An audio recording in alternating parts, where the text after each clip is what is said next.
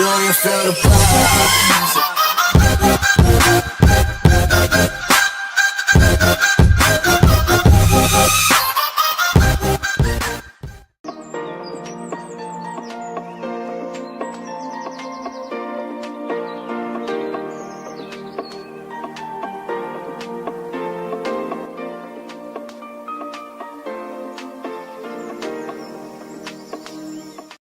Hey, GNT, episode 129. You see your boys already on the screen. You already know exactly what it's hitting for. Joel, I think it's time for a Philly special type of night. Just me and you, bro. All Philadelphia, all night long. Pause. Sorry.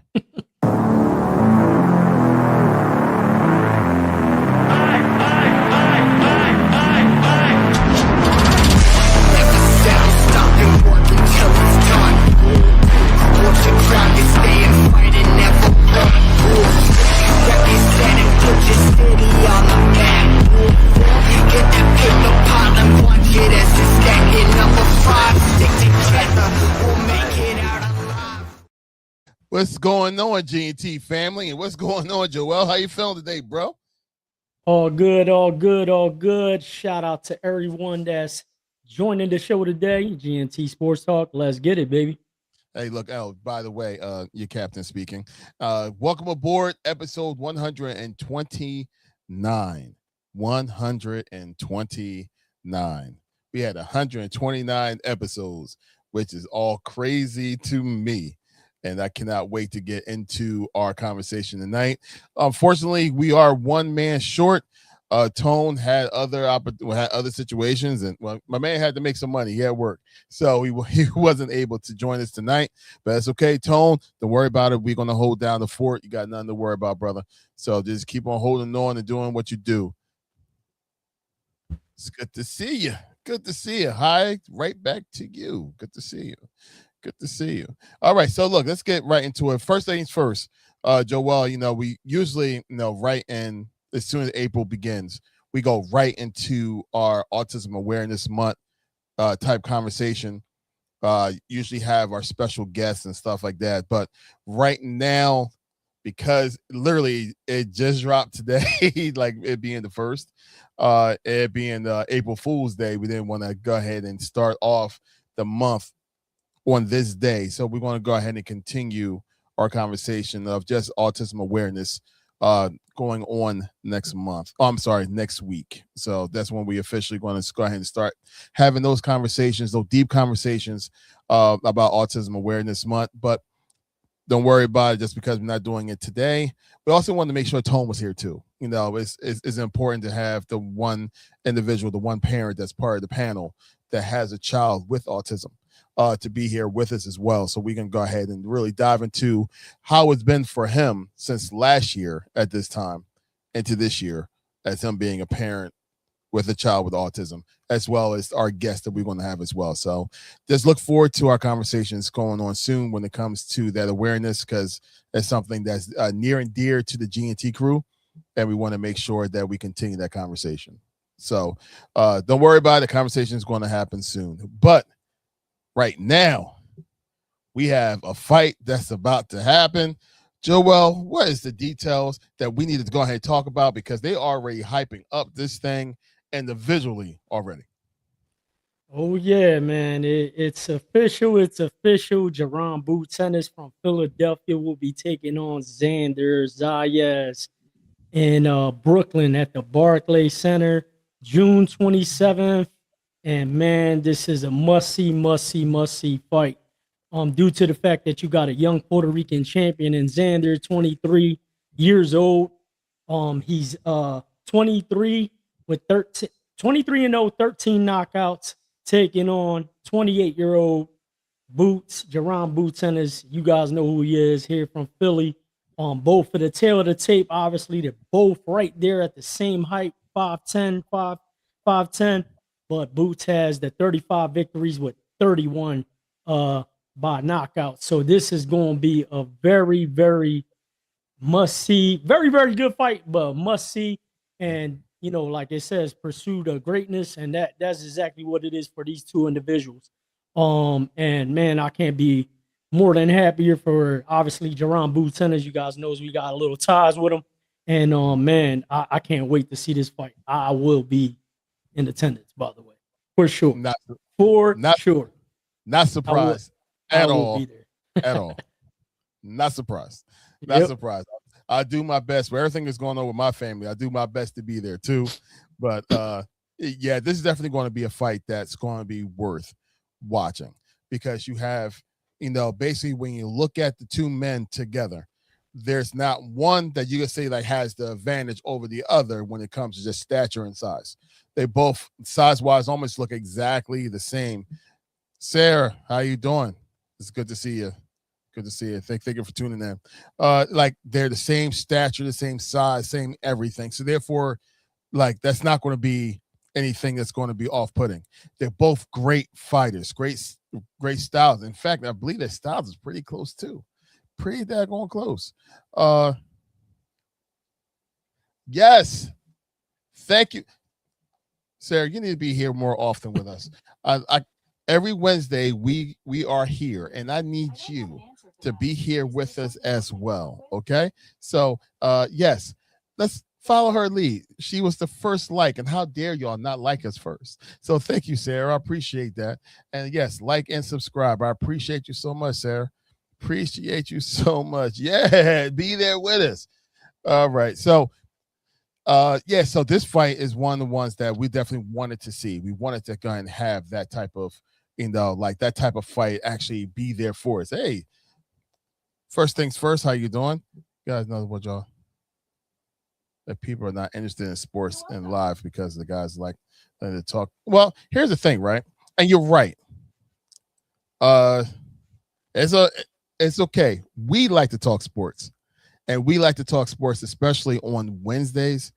We chose this day to be the day for us because the people that we love and the people that we talk to and the people that we see when we go out on different shows and when we go out to go and watch live Eagle games and stuff, those guys like to see us on Wednesdays as well. So that's a day that we chose. And hey, look, both myself, Joel, as well as Tone, have a very hectic schedule, and we deal with a lot of stress and all that stuff. And no problem, it's all good. It's all good. You don't have to say sorry. You good.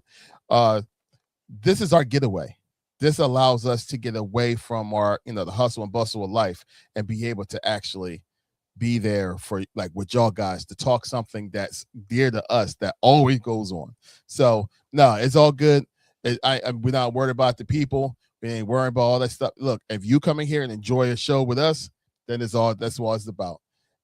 And thank you so much for the sub. That's right. I need you to go ahead and sub. And you don't got to worry about saying sorry. It's all good. It's all good. It's all good. Plus, I mean in the bad way. I want people to come and watch all. Appreciate it. No, we definitely appreciate it. And to be honest with you, like, it being live is kind of tough sometimes. We know that already, but we have a nice amount of folks that go ahead and watching us on Instagram as well. So we have Instagram going on right now, as well as the people later on that will actually watch this whole entire show later on. So it's all good. It's all good. I just want to thank you for being part of the show. And hey, look, it's okay. We're gonna rock out with y'all if it comes down to it. So anyway, Joel, I know it's some stuff that you wanted to show because you said they're already hyping up themselves right now.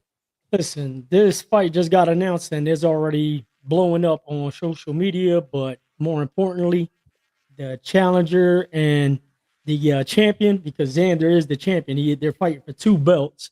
But they're already going back and forth. And I mean, hey, look, instead of me telling you guys about it, Larry dropped the video. Got stopped by Hopkins. Cotto got lost to Mayweather, and all the way back to Wilfred Benitez. He lost to Sugar Ray Leonard and Tommy Hearns. How is it going to be different for you, and how are you rewriting history? Respect to all those legends, but I'm Xander Zayas. I write history, and I'm going to do it one more time come June 27th. He's a good fighter. But I don't think he's a great fighter. He's never been uncomfortable. He's always had it his way. He's always, had fighters that put up a little bit of a fight and then they quit. It's easy to face guys that you're bigger than them, you're more athletic than them.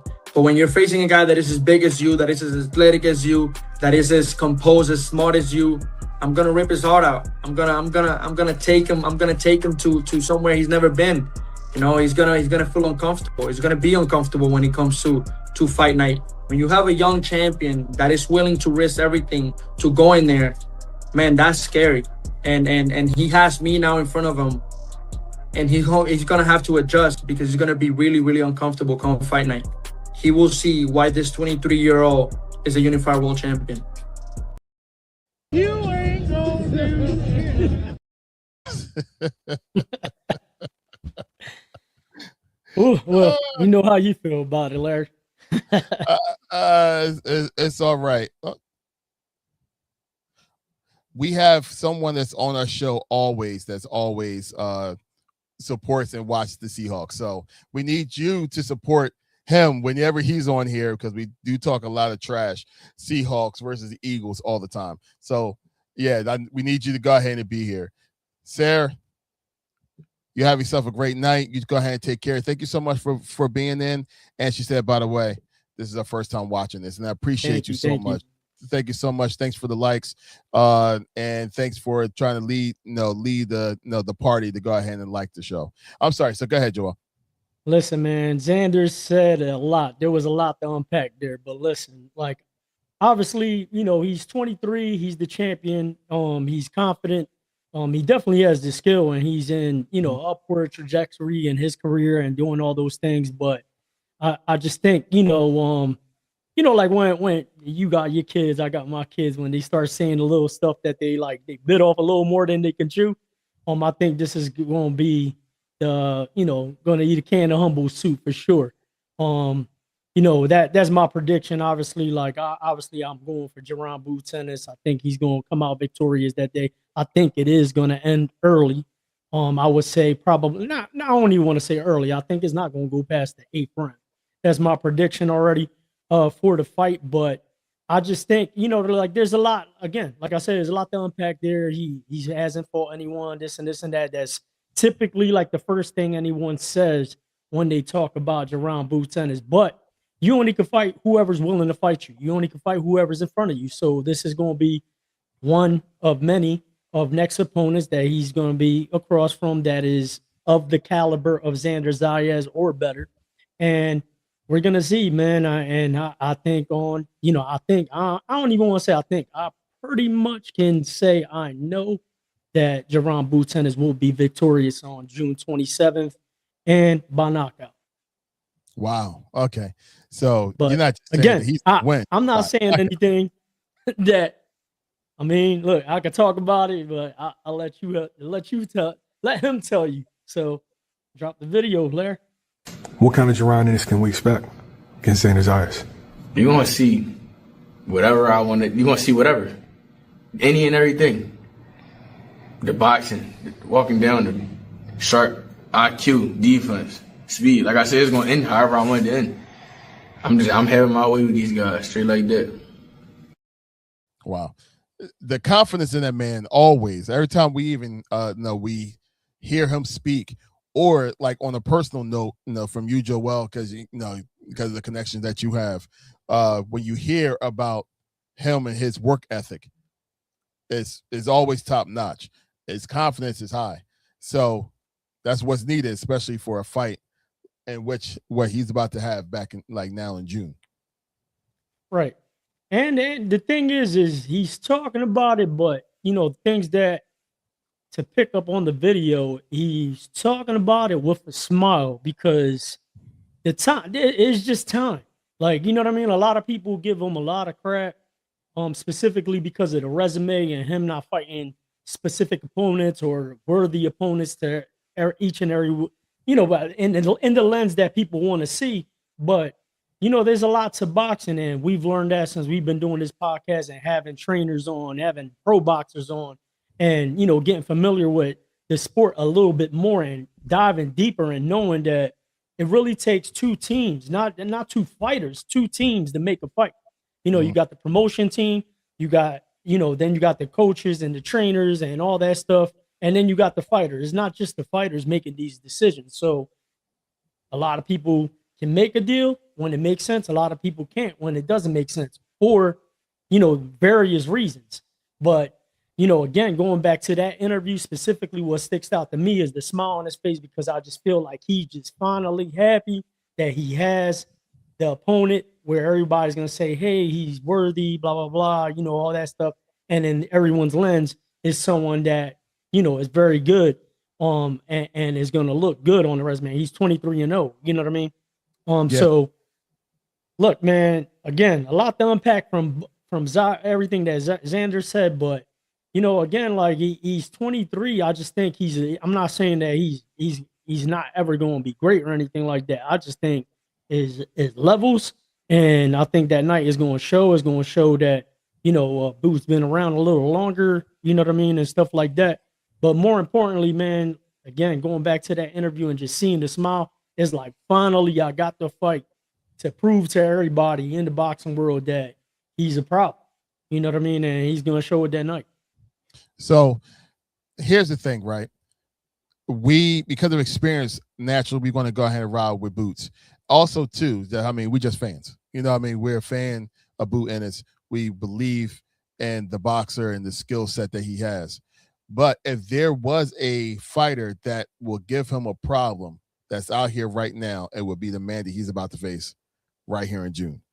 So this will be definitely a good fight for us to go ahead and see, especially up close and personal, to go and see exactly how it's going to turn out, watch the skills, watch the corners as well, watch the teams, like you said, to see exactly how they strategize. Because it's funny, watching the fight, on TV, it's totally different than watching it live and actually seeing how, how the team actually reacts and stuff like that. It's great. It's a really big like chess match. So it's a good thing to see, especially live. So when y'all peoples get the information, you want to see something good, go watch this bout. Go watch this bout live. It's because it's going to be right here in Philly. It's going to be worth it. It's definitely going to be worth it. No, it's in Brooklyn and Barclay. Oh, Brooklyn, my fault. Barclay. Yep. But that's driving distance, man. At first, because in the beginning, like not even a month back, a few weeks back, they were trying to get the Virgil Ortiz fight with Boots. So when they were talking about that, I was like, damn, that's definitely going to be, that had Las Vegas written all over it. Or maybe, in Texas or something. So I'm like, damn, that's definitely going to be a travel fight, like on a plane type time.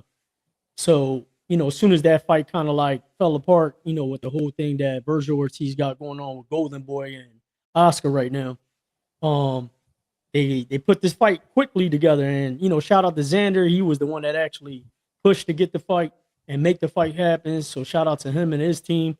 Boots just moved up to 154. He had one fight there. Xander's been at 154. He holds 2 belts. So, he has a lot to risk, but at the same time, he's not, gun shy, or he's not shying away from the competition, and salute to him. And again, man, I just think that the age is going to come into play, but he is a worthy opponent and stuff like that. So hopefully that's not going to be the narrative, when Bootsy comes out victorious, where it's like, oh, he fought Xander, but he was young. You know what I mean? Because that'll be the next thing.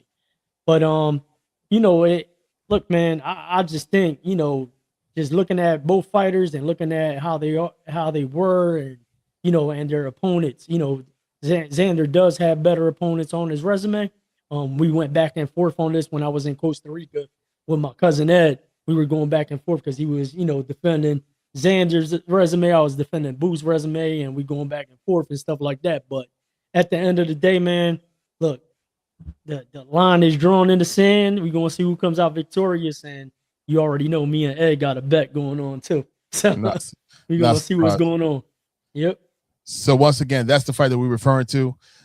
Boots Ennis versus Mr. Xander. It's gonna be a good fight. But speaking of fights, we gotta talk about this, man. Speaking of fighting, and it's not really fighting, but the gridiron is nothing but fighting. And there's a whole bunch of rule changes that just dropped like within the last number of hours. Now, here's the great thing, right? I had a crazy day at work today. And also, I'm watching my wife recover from her surgery. So there's a lot of news when it comes to like this conversation that I have not heard. So this is all going to be news to me, and it's definitely going to be talk worthy for me right now. And wherever what my reaction is going to be right off the dome right now. And then y'all can tell me if I'm stupid or not. So it's all right. I'll take it. Pause when it comes to this conversation. So, Joel, the stage is on you, but the lights is on you right now. Hit me with these rule changes, and we'll talk about it all together. All right. The first one that dropped was anytime onside kick. So, last year they said the team had to be down or going into the fourth quarter to do the onside kick. Right. So that one is anytime the team kicking can declare that they want to do an onside kick. So that one's whatever. Okay. It's a rule change, whatever. It's back in the day rules again. Right. The other one, which they didn't specify, was eliminating the incentive from the kicking team to kick off from the 50-yard line. You know how they kick it out of balance? Yeah. So they won't return it. Uh-huh. So apparently they did away with that. I don't know what that looks like. They didn't really elaborate on it, but that's another rule change. But the biggest rule change, which this is where you're going to chime in definitely, the NFL will have the ability to step in if a player gets ejected and overturn. You know how a ref, like last year, it happened to DK Metcalf when he had the incident with the fan and all that stuff. Yeah. That whole thing. So those type of things where the NFL is going to be able to, in addition to that, any game changing plays that were wrong and the ref said, hey, it was a first down and it wasn't, or, well, they already got that imaginary line, there on the screen and stuff like that. But any game changing plays that affect the outcome of a game, from the up top, they're going to be able to call it in and change the play. And I'm like, hey, you didn't get this right. So that one right there is the one. Whoa. So how soon? I'm assuming that there has to be but I'm assuming that has to be immediate, right? Play happens immediately. They have to say something about it, right? They really specified that it's during the game changing plays. So I would say last minute drives, you know what I mean? So for instance, what I'm thinking is, how I think it was the Rams game where Puka caught the pass and they didn't think he was in, but he was in, or like they ruled it a catch and then they're on that 2-minute warning type thing. So they're out of challenges or something to that effect. That's what I'm assuming, but I don't know how it's going to play out, but that's definitely the biggest rule change in the NFL, where the NFL up top can go in and change a play. Overturn. It specifically said overturn an incorrect play, like something that the ref said that was good. So it's going to be crazy, man. I'm hoping it goes both ways. You know what I mean? So if they call pass interference on something, and then the NFL said like, nah, that was not pass interference, change it. Right. If it goes both ways, that's dangerous, man. That's real dangerous because sometimes most of these calls that's called feels very opinionated. Right. They don't feel real. They feel opinionated. And now you really going to put the hands of like the game into people's hands other than the players. Right. Which is the biggest concern for me with all this sports betting and all that stuff, where these lines are moving and stuff like that. And at the end of the day, I feel like that call is going to be predicated on how much money is on which way. Yes. That's just me overthinking stuff, bro. Like I always look at that. But I don't know, man. I don't know how it's going to play out. And again, even that other rule change that they had, I was sitting there, I'm like, yo, what do they really mean by you know, there's no incentive of the kicking team kicking. I guess you know what though? Ain't it different if they do a touchback versus if it goes out of bounds or they kneel down in the end zone? Ain't it a different line right now? I know it's 25 or the 30. It's right? 25 or the 30, right? Right. So I think one of them is like 5 yards difference. Right. So maybe it's because of that. Okay. But I don't know. It's just they didn't really elaborate on that one. But this one here with that rule change of them being able to overturn an incorrect call from a referee, that could go like to your point. My thing is, anytime you slow anything down in the NFL, especially on the line, like they always say, there's always holding on the line. Right. Those type of calls, but again, they did specify the ref needs to call it. So it's a call like the ref would say holding, then they could go back and look at it. And if it's not holding, they could say, hey, it's not holding. Or to your point, the PIs, man, those PIs, man, are crazy. Because you can slow it down. There's a lot of hand checking. There's a lot of stuff going on. Like sometimes, and I'm not saying like, hey, to let, like sometimes you gotta let them play. Like as long as you calling the game fair and hand checking's going on and stuff like that. But when it's a lopsided thing and you're only getting calls on one way, that's where it becomes a little, like unwatchable for me. Like, yo, you clearly see one team getting favored on the calls. But that's the one. Those are the two for me where to your point, like, yo, them PIs and I don't know, man. And then the other one, now to come to think of it, the illegal man downfield. If they call that one when the old offensive lineman was running down and the play still hasn't developed. He has a certain yardage he needs to maintain. Yeah. Before it go, the play resumes. A lot of the times they get called with that one. So that one I could see, they call that play, and then the NFL steps in and say, nah, he was cool. Like he was within the yardage. So it's going to be interesting. Those are a lot of the that's the biggest rule change. But in other NFL news, the Jaguars are officially moving to Orlando. I don't know if you heard that one. I did not. Which is great if you are an Eagles fan and you want to go on a destination trip and watch the Jags and take your family to Disney or something like that. That's like the perfect, like, wow, the ultimate trip there. But the Jaguars are definitely moving to Orlando. I don't know if they're keeping the same name or not because Orlando Jag sounds weird. So I don't know if they're going to do a whole change with that. And none of other NFL rumors, Aaron Rodgers is heavily being considered to become the Denver Broncos quarterback while Bo Nix recovers from his injury. That just dropped. Odell Beckham at the NFL you want to talk about that one? No? Yeah. Yeah. No, I'll leave it. I'll leave it. Odell Beckham at the NFL owners meeting in Arizona met with John Harbaugh on a possible return to the Giants. So be on the lookout for that. That'd be crazy. The 18 games for the NFL season, they're revisiting that again. They're still going over that. But the landscape for that is looking like 18 games, 2 bye weeks built in. And in addition to that, each NFL team will have an international game. So that way is across the board is fair.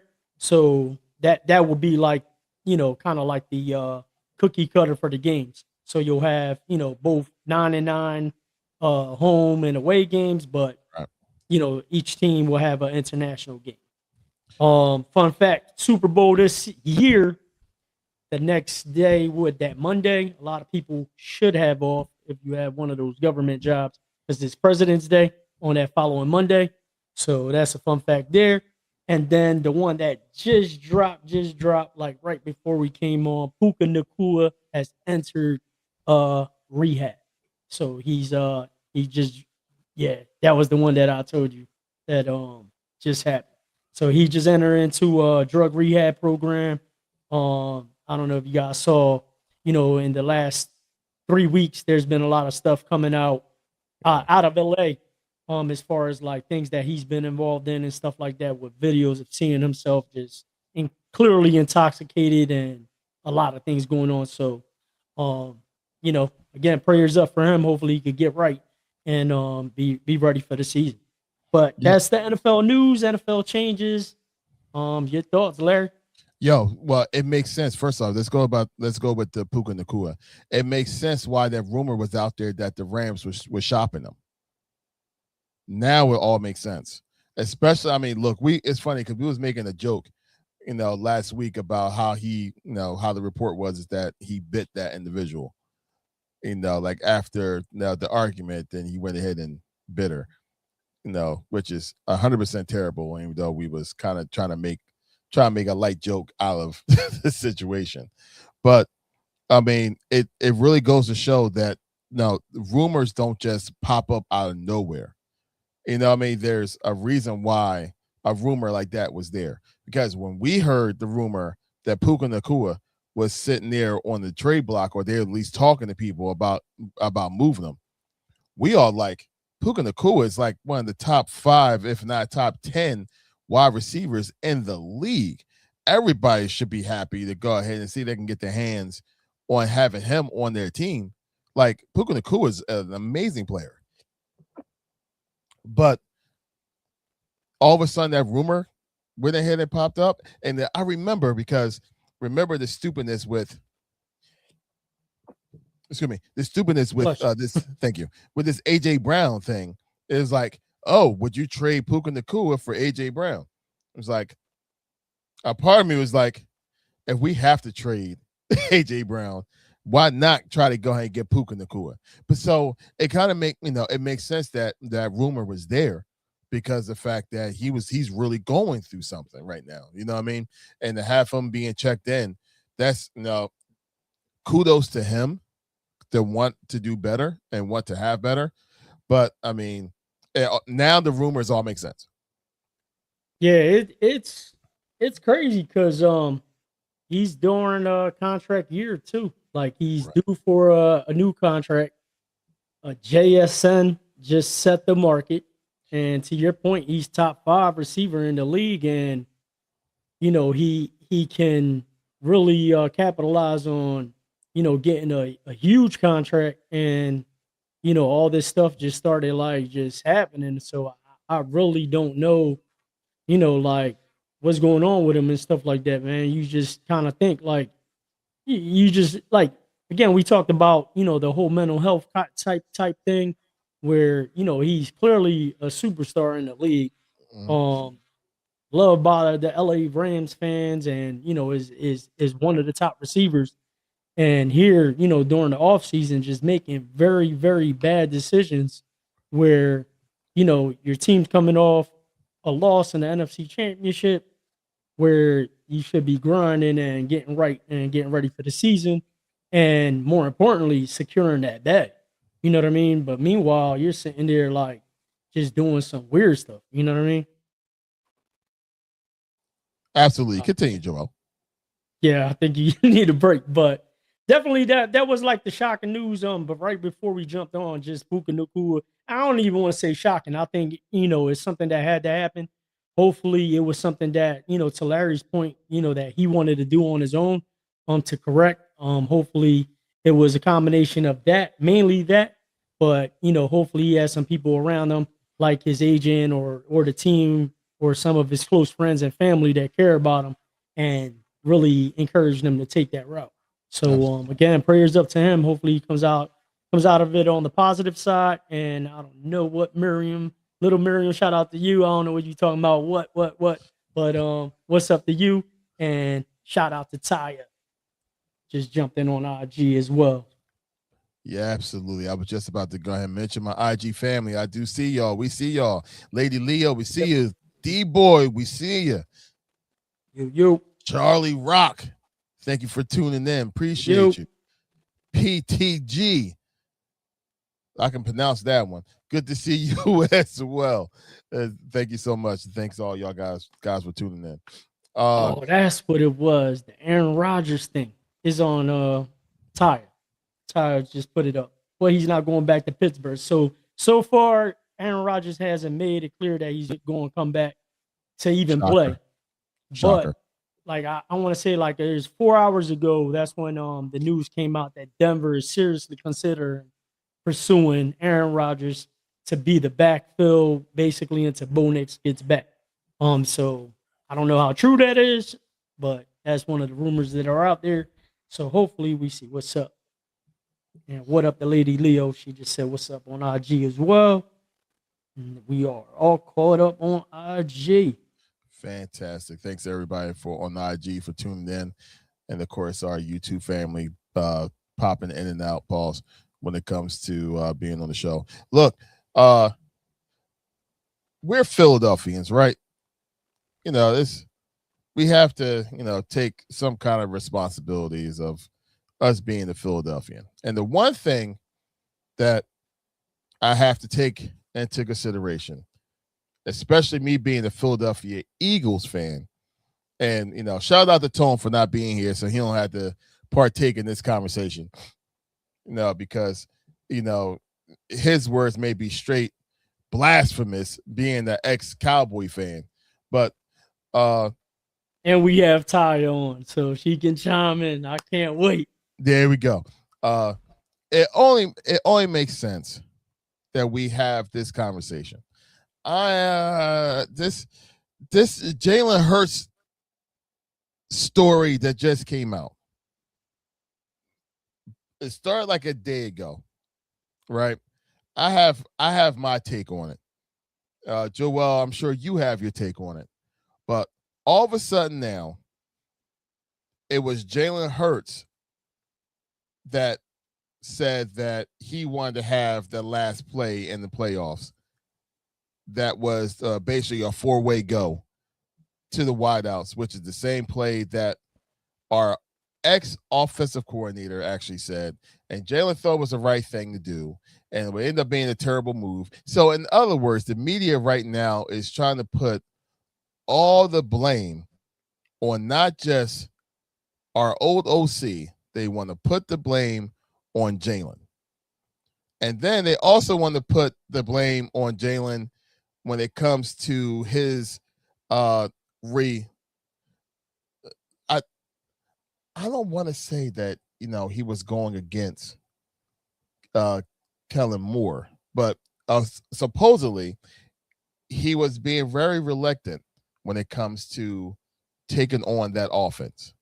And he was being frustrated and frustrating to the team. There's a whole bunch of bullcrap going on right now about my quarterback. Joel, I know you want to say something about it first. I'll let you go ahead and say, and then I'll give my take afterwards because I'm kind of sick.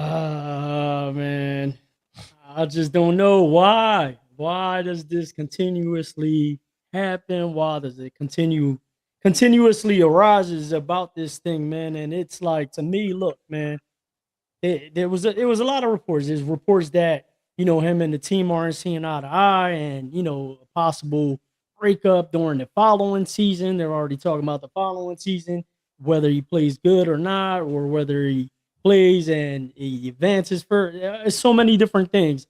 Then all those things, like you said, talks about him not cooperating with the team, him audibly, how you say it? Shit, I don't freaking got the damn word. Say it for me, Larry. Audibly? When he calls audibles. Yeah, he's there you go. This is what he's audibly out of plays intentionally, apparently. So that to fit his play style and all this stuff like that. So it's so many different things like that that are coming out, but it's just like I just don't know, like, who's leaking this stuff out and all this stuff, man. I just don't know, man. I mean, look, here's the deal. The facts are, the facts are that this guy, since he's been in the NFL, he hasn't had any stability or structure when it comes to an offensive coordinator. Then, case in point, which is the issue where I've been on record with us having Nick Sirianni as our coach, is that he's a head coach, but he's not a master of the offense or he's not the master of the defense. So he can't step in and take away one facet of the game. Case in point, 2 years ago when we had a horrible defense, we had fired a defensive coach, get another one. We didn't make the playoffs. Next year, we get a competent OC and a defensive coach. We make the Super Bowl, we lose, all those type things. So anyway, but to my point, so you don't even have a head coach that can run the offense and that's supportive of the quarterback. So again, now you have all different offensive coordinators since he's been in the NFL. So there's no structure, there's no stability. And to me, it's like, you know what I mean? With the rumors of him not wanting to be here, or, him and the team not seeing eye to eye, to me, if I'm the quarterback and I'm looking at my workplace environment and I'm coming into work and I'm working with what you give me, the tools that I got to work with. So you got a different offensive coordinator every year where I'm supposed to learn a whole other style playbook, offensive playbook. I need to learn their schemes. And then on top of that, I need to be receptive 100% and can't, retain some of the things that I want. So I can see where there's kind of like a clash of heads there. You know what I mean? But at the end of the day, like, it's just like, man, like this man has taken us to the Super Bowl twice, won one, lost one, balled out in both of them. Yep. As far as on and off the field stuff, like, yeah, he might not be everybody's cup of tea as far as like the people that go out, turn up and do all those type of things. But as far as like leading by example and doing things, for the community, doing things for the youth, he's, a stand-up citizen for that.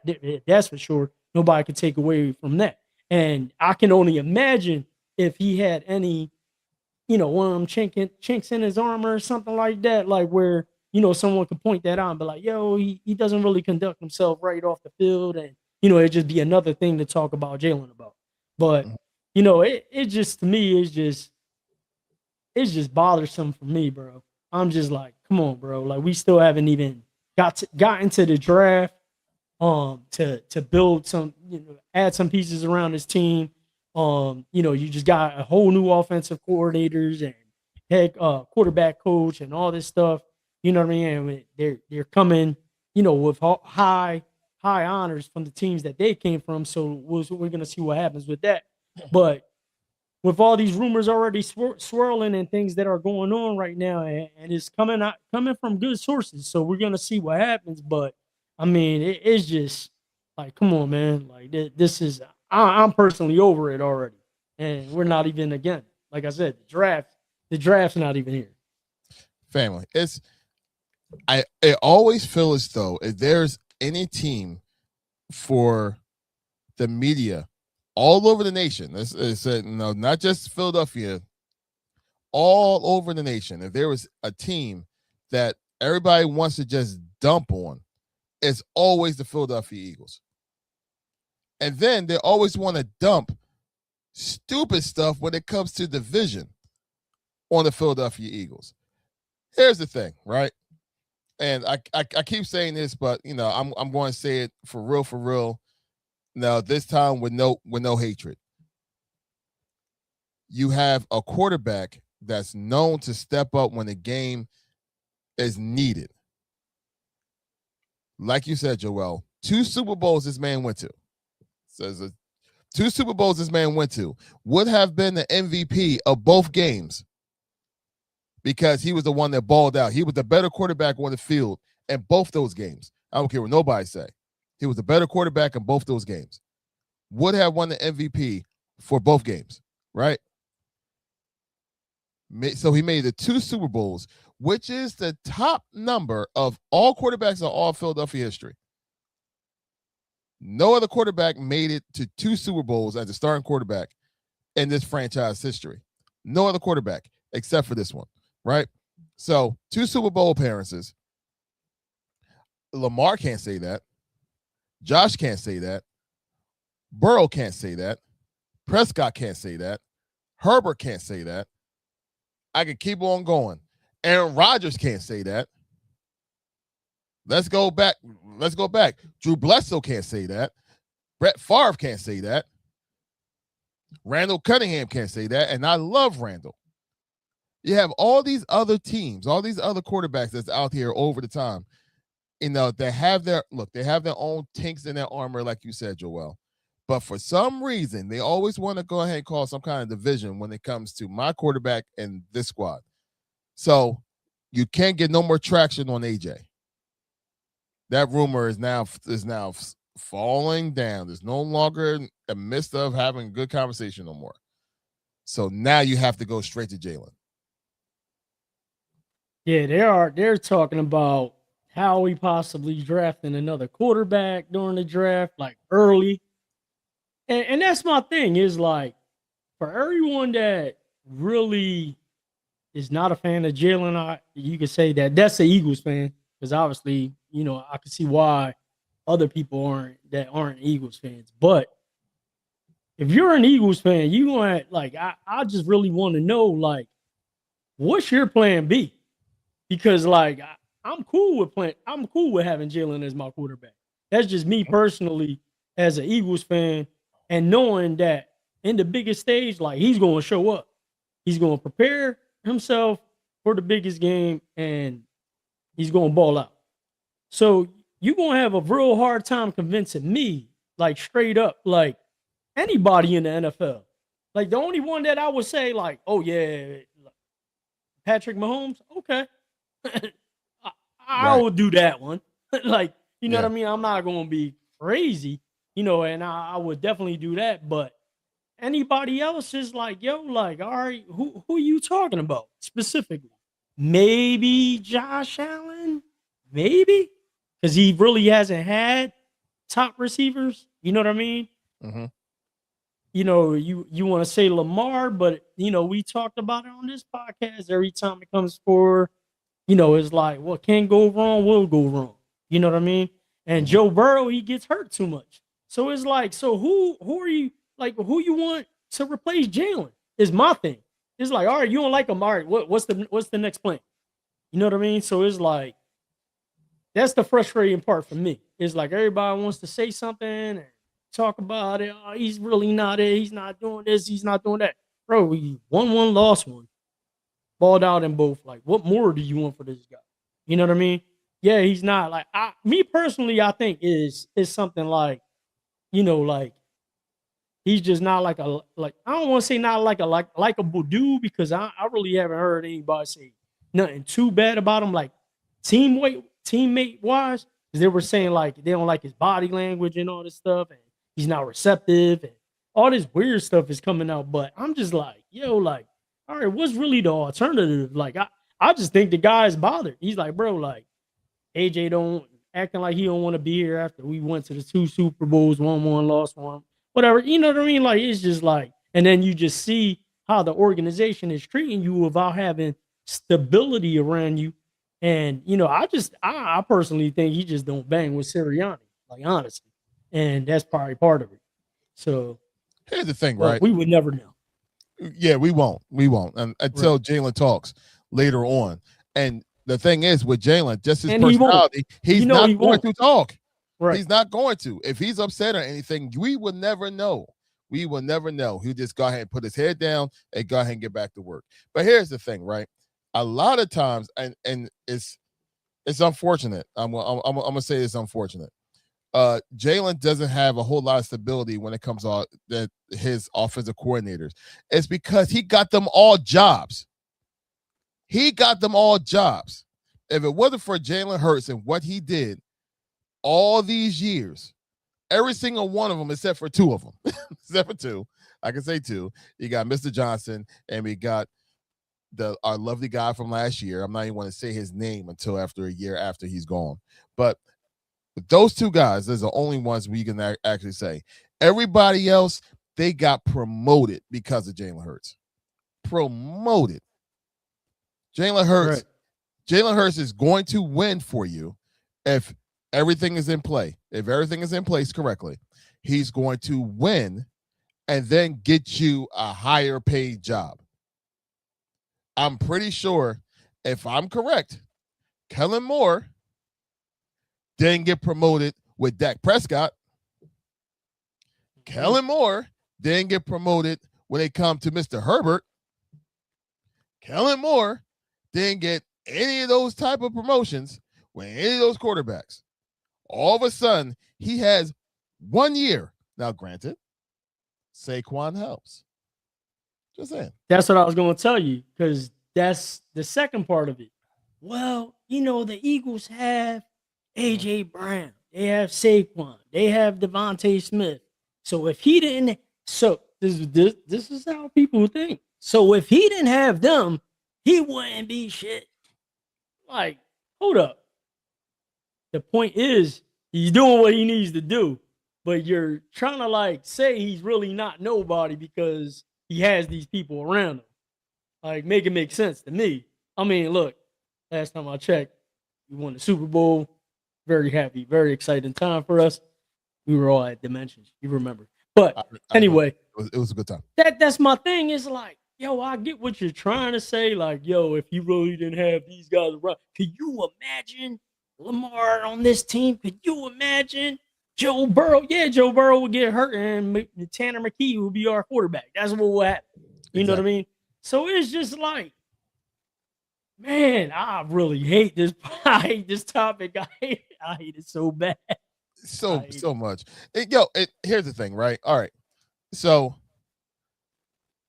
Joe Montana is considered one of the greatest quarterbacks that ever played this game. He played with the greatest wide receiver that ever played. He played with now a Hall of Famer running back and Roger Craig. He had Mr. John Taylor as his other wideout, which would have been the number one in any other team. Let's go by the whole entire offense that was there. And then on top of that, when I look over on the other side of that 49ers team, you still have Ronnie Lott. You could go through all the names of that 49ers team. Do we all say like, Joe Montana wasn't going that great because look at all the talent that he had? Okay. Let's knock this thing home. Hey, Cowboys fans, just a stupid question for you. Was Troy Aikman great? I mean, he did have one of the greatest running backs that ever played the game after Barry Sanders, of course. Sorry. Still have a Hall of Famer wide receiver. Hall of Fame, well, it should be a Hall of Fame fullback. Hall of Fame tight end. Hall of Fame offensive line. Then on top of all that, when y'all were starting to struggle, all of a sudden you had prime time to go ahead and show up and be on your squad as well. Was Troy Aikman still trash? Or was he great in y'all eyes? There's no smoke when it comes to any of these other quarterbacks that have great talent around them. But all of a sudden, now mind you, if you look at this Eagles team that's right now, in all honesty, besides the offensive line, can you say that all the rest of the Eagles' weapons are Hall of Famers? I can't say all the rest of them are Hall of Famers except for maybe Saquon. He's the one that's kind of projected to go in that direction. Maybe Devontae, because of his college career with his professional career, can be looked at as a Hall of Famer, right? Like obviously the offensive line is all going to be great. They keep on going the way they are. Hell, I think Mailata may actually be a Hall of Famer if he keeps on in this trajectory. So therefore, besides the O-line and Saquon, there's no other Hall of Famers. But nobody's going to talk about all the Hall of Famers those with these other quarterbacks and all the talent that was around them, and that diminishes the quarterback. That's garbage. Sorry. Yeah, man, I can never understand it, man. And, to your point, like even Dallas right now, they got CD Lamb and Pickens. So it's like you got two receivers over there. Javonte Williams was one of the top running backs this year as well. He was top 4 or 5, actually, in the league with rushing and all that stuff. So definitely that's another team. But then they're going to say, but they don't have no defense. So look, man, I'm over that topic already, man. Like, definitely a lot of comments on IG though. I don't know if you want to pull them up from Taya, chiming in on the conversation. But man, this is definitely it is disheartening for me because there's certain things that just keep coming up and they just don't go away. It's like, yo, like, you know what I mean? It's just like one thing after another. It's like all these other teams in the NFL got so many other problems and you don't hear none of this stuff happen. No. You know, it's just kind of like over here, they just keep prying and trying to make something, you know, out of nothing. All the time. See, said, yeah, the Super Bowl MVP this year was not the quarterback. Right. 100% right, Ty. 100% right. So yeah, Kenneth Walker. Now, it's funny. So you're Kenneth Walker, MVP, Super Bowl, no longer with Seattle. Not one time have I heard anyone say that, hey, the Seahawks are going to have a horrible year because their Super Bowl MVP is no longer on their squad. I haven't heard it yet. But let that have been Saquon that won the MVP for the Eagles, and let Saquon have like an off season. You know what I mean? Let something happen to the Saquon. Then be like, oh, it's like Jalen can't do it. Like, why all the smoke all the time for Jalen? It does not make sense to me. Does that all he does is win. And if you look at the man's resume, let's go from college all the way until right now. I guarantee you that 90+% of the quarterbacks that played in the past and play now will want to have that resume. Just saying. I'm just saying. Heck, Jalen got more championships, college and professional, than most NFL teams. This NFL teams that haven't won anything. And Jalen been to 2 championships within the last 4 or 5 years. Makes no sense. They're just trying to cause division amongst this team for whatever reason, because they already know that this is going to be really tough to kind of defeat this team without them not collapsing on themselves. So they're trying to cause a rift on the inside of the facility so there can be a collapse on the outside of the facility. And I think that's how they lost last year. It was a collapse on the inside that caused the outside to actually show up the way they did. My quarterback is the MVP of the Super Bowl. That's all I got to say. Yeah, it's how I mentioned it. She also mentioned that he doesn't play the QB position how people want the position to be played. That's always been an issue. Yep, that's definitely the issue. And also wanted AJ to leave, and he's not. So that's what she put on it. That she wanted AJ. He wanted AJ to leave, and he's not. So I still think they got some handshake deal for June. I think it's June 2nd or 3rd. I know it's around my grandson's birthday. June, that's how I know the date. I know it's around there. Yeah, saying June 2nd is when it doesn't hit the cap as hard. Pause. Yeah. So I think definitely they got something in the works. And there's also rumors that we're gonna be the team. You know how they do team practices? It already isn't. It's already locked in. It's happening. So it's New England, ironically. So correct. That's go figure. Right. It's like, hey, come practice with us.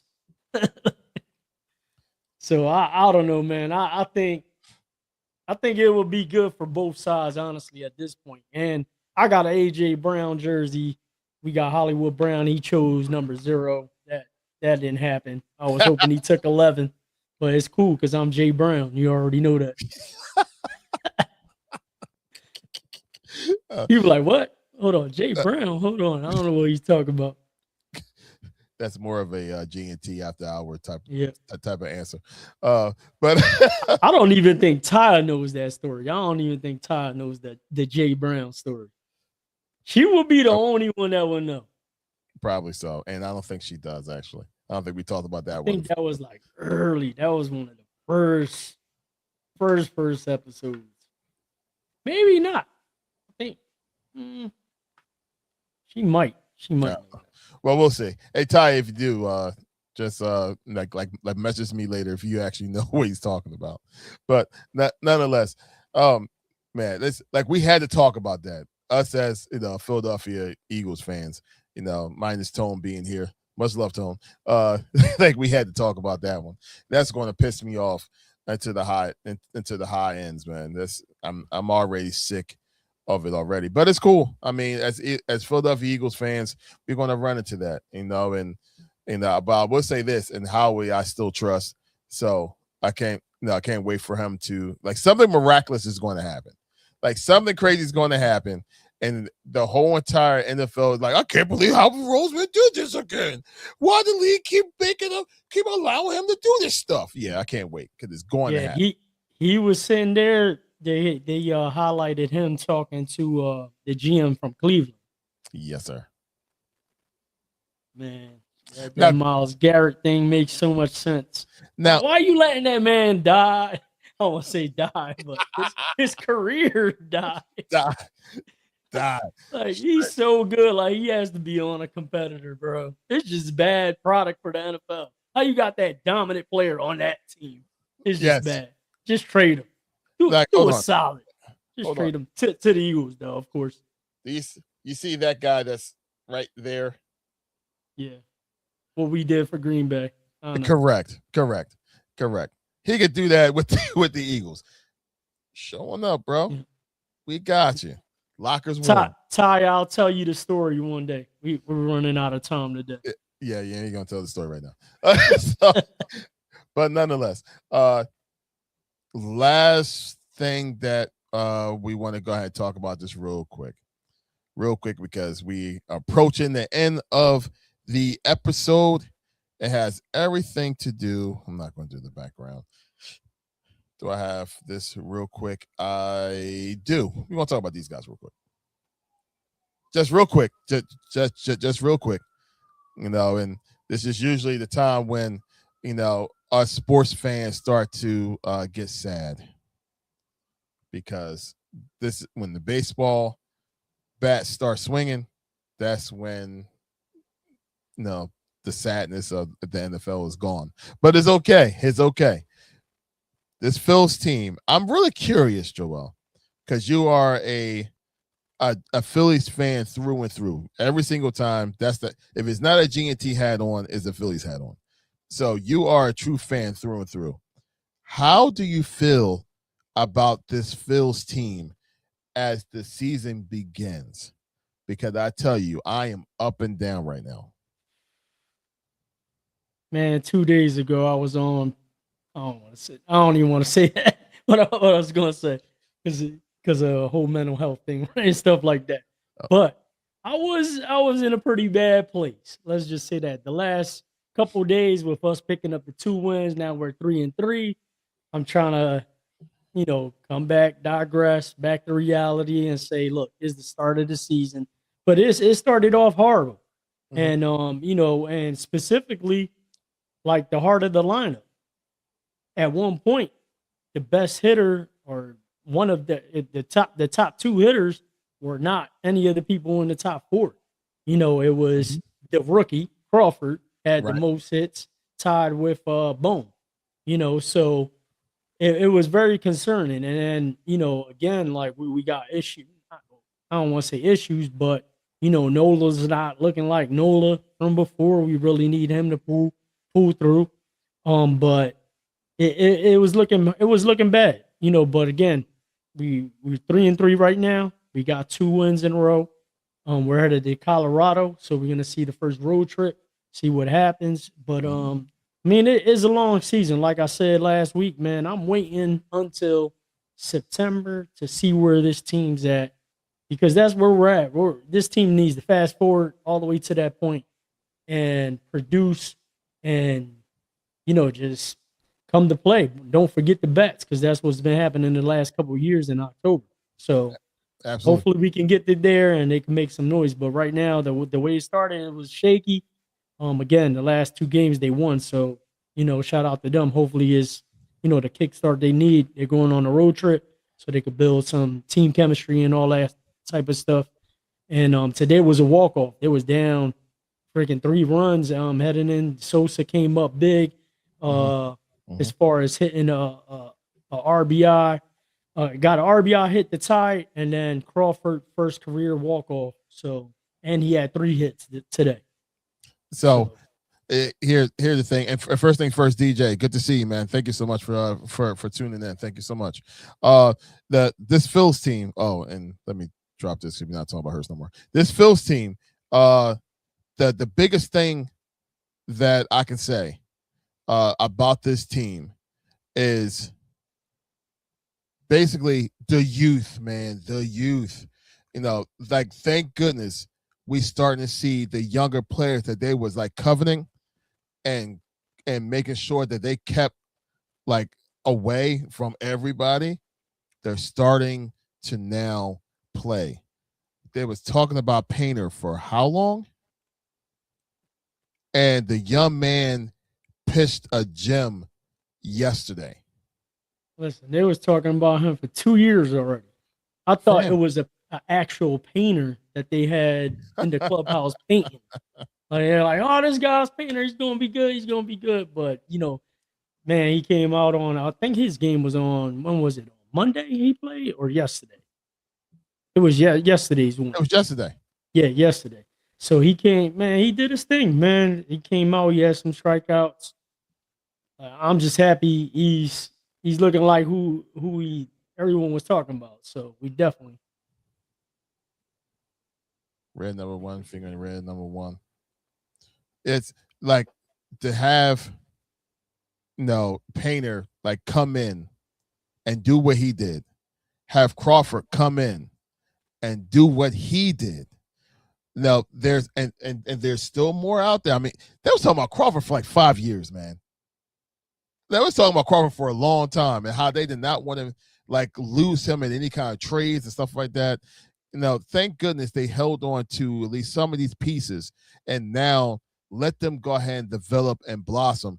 Can you imagine if Painter does become that ace and you have Wheeler, Painter, and then whatever happened to Nola is whatever. He's so up and down.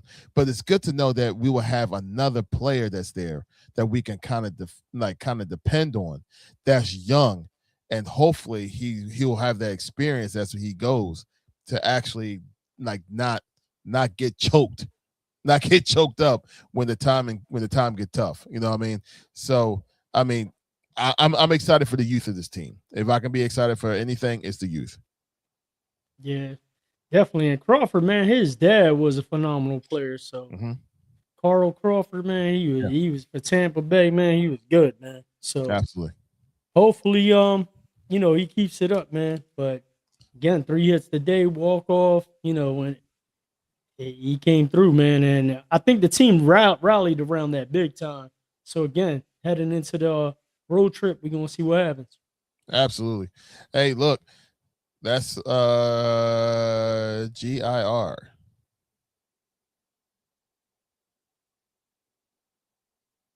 Thanks, DJ.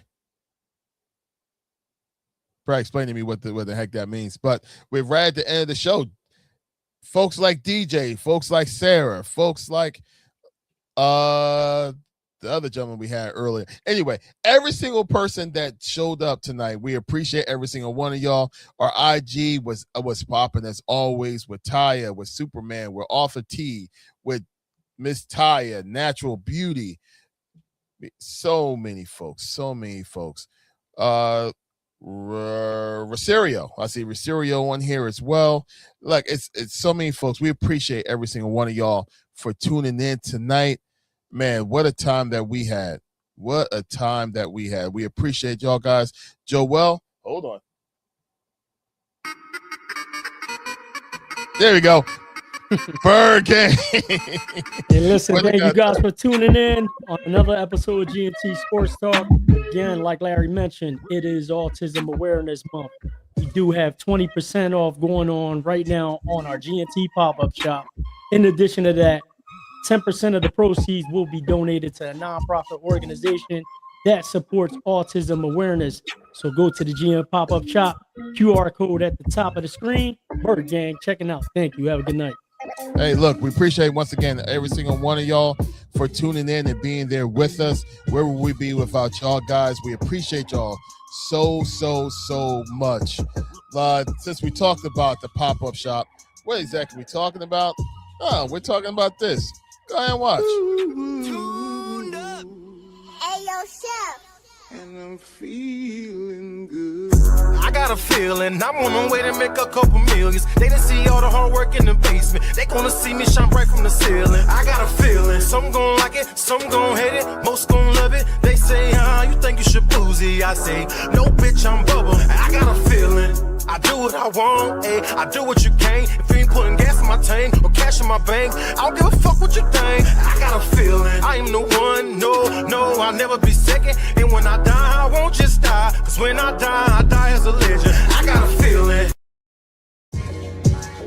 To my people, all of y'alls, we appreciate y'all so much once again. Thank y'all for tuning in. Until next week, the GNT crew, we'll see you then. Please, God bless y'all. Stay tuned and stay safe. Look forward to seeing y'all next time.